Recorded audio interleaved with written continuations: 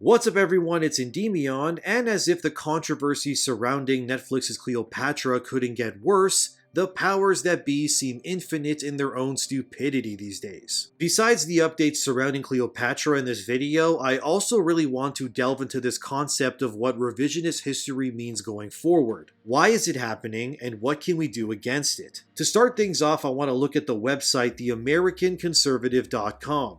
which released an excellent article that inspired me to make this video in the first place. In this essay, Dr. Sumantra Mitra brings up the concept of a cultural year zero. So let me read some of Mitra's article and then we'll dive deeper into this really interesting concept, and I quote, "Her fate, namely that a couple of millennia after her death, she would have the misfortune of her character being violated in a TV series by someone of the intellectual caliber of Jada Pinkett Smith, is almost enough to make anyone believe in the concept of karma. The cause is simple. This is the ultimate endpoint of what I call the 1619 school of history. Here, truth and facts have no meaning, and the only thing that matters is demonstrable power, usually over you, dear reader. It is, in simple words, falsifying history to create an alternate historical and artistic starting point, a year zero for the future generations to come. That is why you see the desecration of Tolkien by Amazon in the name of diversity and representation instead of new stories by new authors. This is why one can observe the co-opting of historical figures to destroy historical accuracy. This keeps happening, and only in one direction, because of a simple reason. You possibly cannot see this slow artistic coloration by a very specific ideology because it is all around you, from TV shows, to movies, to revisionist history books. And because this incessant revisionism is not talked about openly, the discussion is often underground and is often the domain of prejudice animus. But the reality is that this is far more subversive and banal at the same time. Historical revisionism is the ultimate refuge of ideological fanatics who want to distort history, and of unoriginal midwit bureaucrats in film and TV production who do it for money. We will not see Hugh Jackman playing Nelson Mandela, but we might see Whoopi Goldberg or Dylan Mulvaney, as a Twitter anon pointed out, someday playing the Queen of Jhansi or Hypatia or Joan of Arc. Relax, it's just another stupid TV series, you might say, and yet it should make you furious. It is a war on truth itself, one that will provide millions of impressionable minds with an entrenched false narrative. History as a discipline is different than just narrative, simply because despite their inevitable human biases, historians should at least aspire to be detached and neutral as a duty to the future generations. There's a certain quiet inward glory in being that detached from every side, where everything is standpoint epistemology, holding up a mirror to the present and calling it history. When nothing is about truth and everything is just power and domination, one might as well just either submit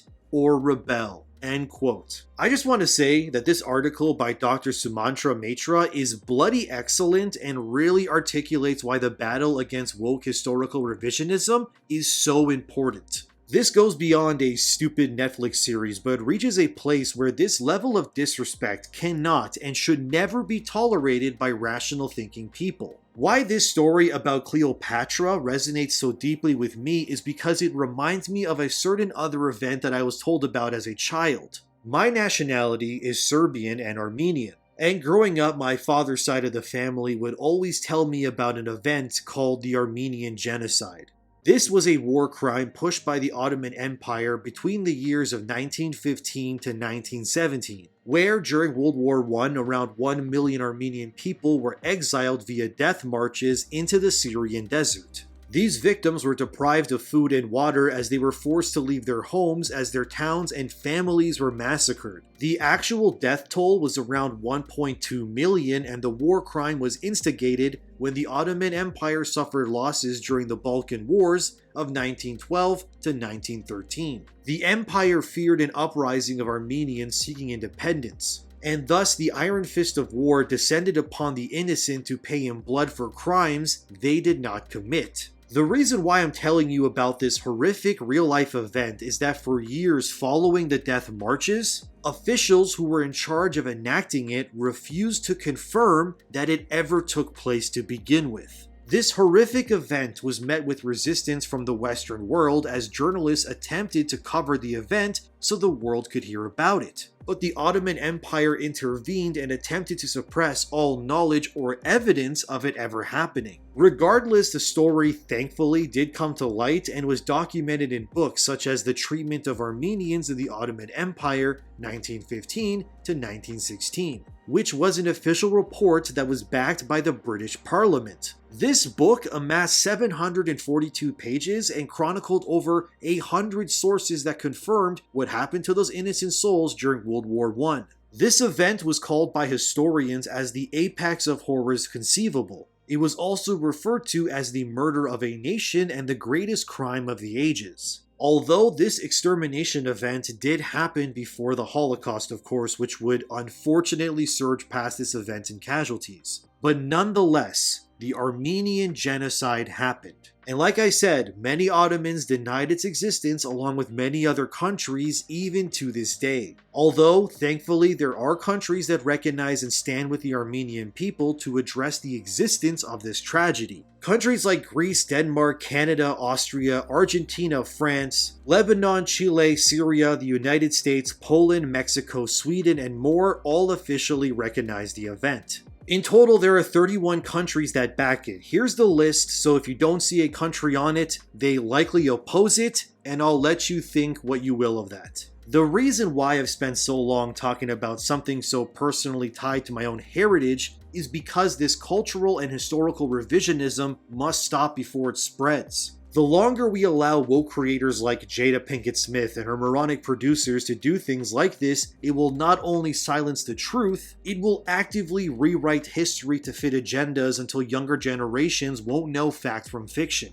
The concept that Dr. Matra said earlier in the video has stuck with me, which is the idea of a year zero when it comes to woke revisions of fact. Things like woke identity politics stem much further than just race-swapping a character or making Mary Sues out of leading women in media. What wokeness aims to do at its core is to act like what I can only refer to as a language virus. It's an ideology that, if repeated and used enough, will eventually rewrite the critical thinking pathways of your brain until the objective reality of what you see and know are indistinguishable from the actual truth. Just look at what happened in the last few years when the whole world shut down. You had so much misinformation spreading from all sides that people actively began to believe in comfortable truths in order to reinforce their own realities. If things like the race swapping of Cleopatra are not met with resistance, it will only embolden these woke creators to do more. And what will eventually happen is that children will be raised in schools and they'll be told that Cleopatra was black. Or what if they're taught what happened to Armenians back in World War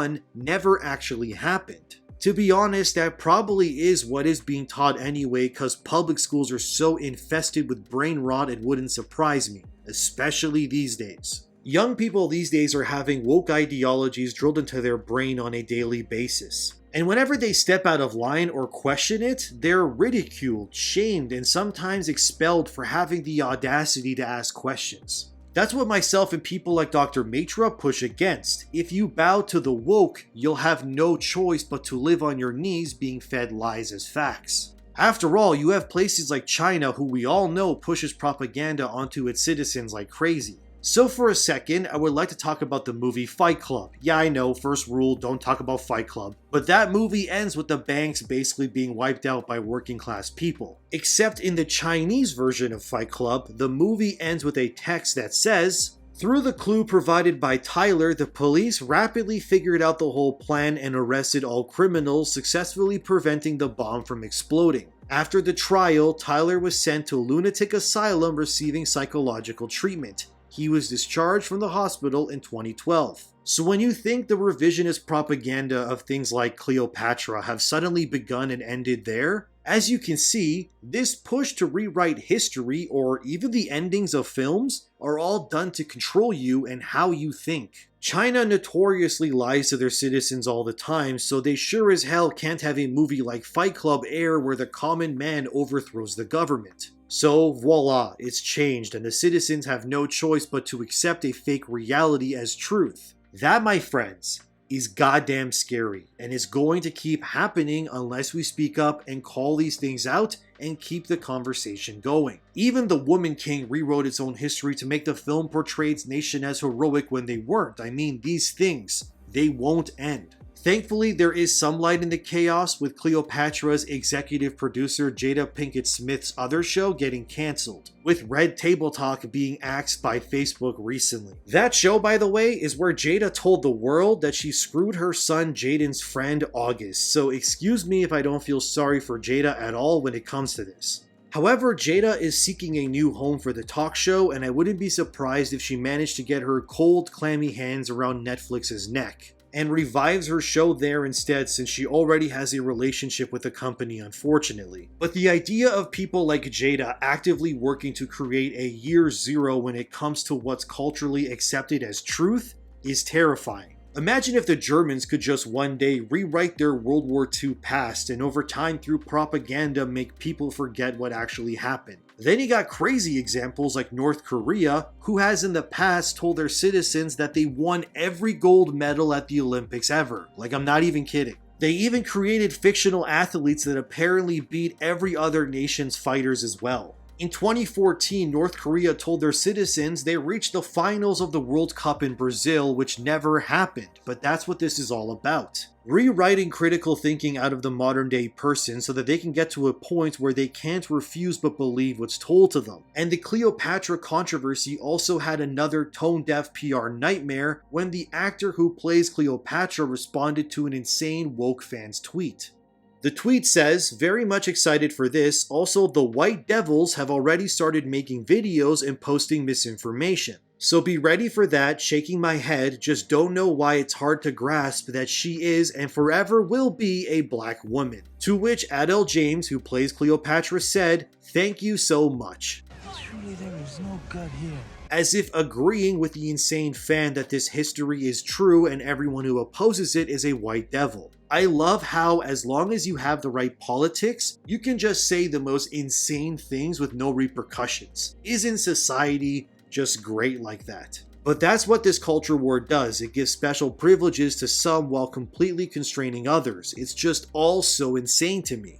And as I was making this video, it turns out the Egyptian government has officially responded to Netflix. In the response, Egypt's government asked Mustafa Waziri to respond, who's the head of the Supreme Antiquities Council of Egypt. Mustafa remarks that it is not racist that Egypt's wish to have the history of their nation and the figures within it to remain racially accurate. Mustafa went on to say, and I quote, "Archaeologists and anthropologists should have been referred to when making such kind of documentary and historical films that will remain a witness on civilizations and history of nations." End quote. The Egyptian Ministry of Tourism and Antiquities called out Netflix for culturally appropriating their history and demanded that in order to make amends, the 4-part series should be rebranded from a documentary to a drama. Even though that would still not change Cleopatra's ethnicity in the show, at least it wouldn't be passing itself off as revisionist propaganda. Then we have Dr. Nasser Makawi, who's the head of the Egyptian Department of Archaeology at Cairo University. They explain that the depiction of Cleopatra in this series contorts even the simplest of known facts about the historical figure. And they're amazed that Netflix could take the writings of scholars like Plutarchus and Dio Cassius, who recorded the events of Roman history in Egypt during the reign of Queen Cleopatra. And even in those reports, these scholars confirm that she was not in any way, shape, or form depicted as how Netflix shows.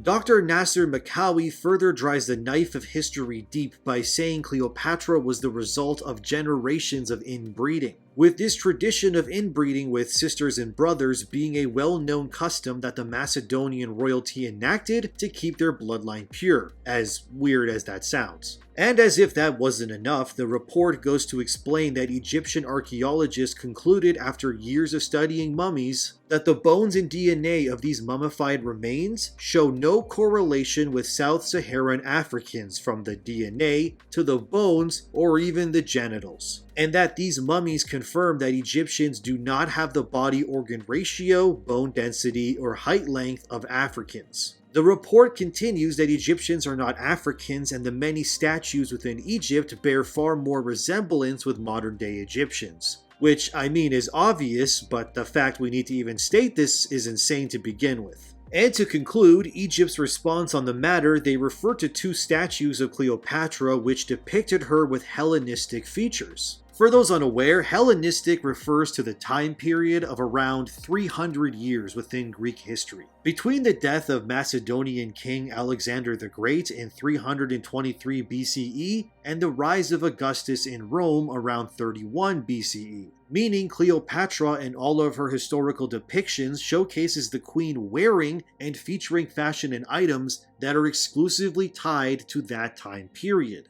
The best way to explain what Cleopatra was to the Egyptians would be like this. She was not Egyptian, but was placed by Alexander to enact his rule during the time period. Of course, Egyptians didn't take kindly to this since Cleopatra was a foreigner ruling over people she was not ethnically connected to. To put that into modern-day terms so woke idiots will understand, it would be like if Joe Biden put Kamala Harris in charge of ruling over Mexico. Even though Kamala Harris is obviously not Mexican, she would rule over Mexico in Joe Biden's name and ensure that his rules and laws stayed enforced over the people of Mexico. Until eventually the Mexicans would overthrow Kamala Harris, and it is, as they say, it's Jover or Joe over for Joe Biden. Whichever one, I don't know. Although I should say that Joe Biden in no way, shape, or form even remotely comes close to Alexander the Great. But I had to use some sort of example to explain it in the simplest of terms.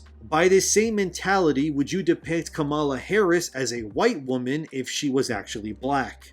Even though she ruled over the Mexicans in this stupid-ass example I've conjured in this video. You wouldn't, right? So the same can be said about Cleopatra. She's about as black as Steve Buscemi is, which is not at all. But that's why this woke revisionist propaganda needs to be called out. Otherwise, it'll never end. Actually, if you want this woke shadow war being put into pop culture themes so that you can understand it easier, then Emperor Palpatine is the supreme woke lord, and Order 66, which killed almost all the Jedi, is the executive action that destabilized the world. And the Sith, who work tirelessly to suppress and transform the perception of the Jedi so that younger generations fear and despise those who wield the Force. Basically, the woke agenda is Darth Vader and Palpatine, and you and me are the Rebel Alliance. Except instead of flying cool spaceships and wielding lightsabers, you're watching this and I'm in my room yelling into a microphone, hoping I do my part in shifting the culture to a more sane and rational way of thinking. Look, I know the woke culture war is tiring, but I will never stop reporting and exposing it because for the reasons in this video, all it takes is turning a blind eye to allow injustices of all kinds to pass. As long as you keep giving these woke creators the benefit of the doubt, we'll keep being repaid in mindless, awful products that belittle human history. So please, do not watch Cleopatra and always dig deeper whenever you feel your gut not sit right when you see or read something. And in the words of Baruch Spinoza, the highest activity a human being can attain is learning for understanding, because to understand is to be free. Thank you for watching, subscribe for more, and share the video to help others understand why this is not okay. Be good to those around you, and I'll see you in the next one.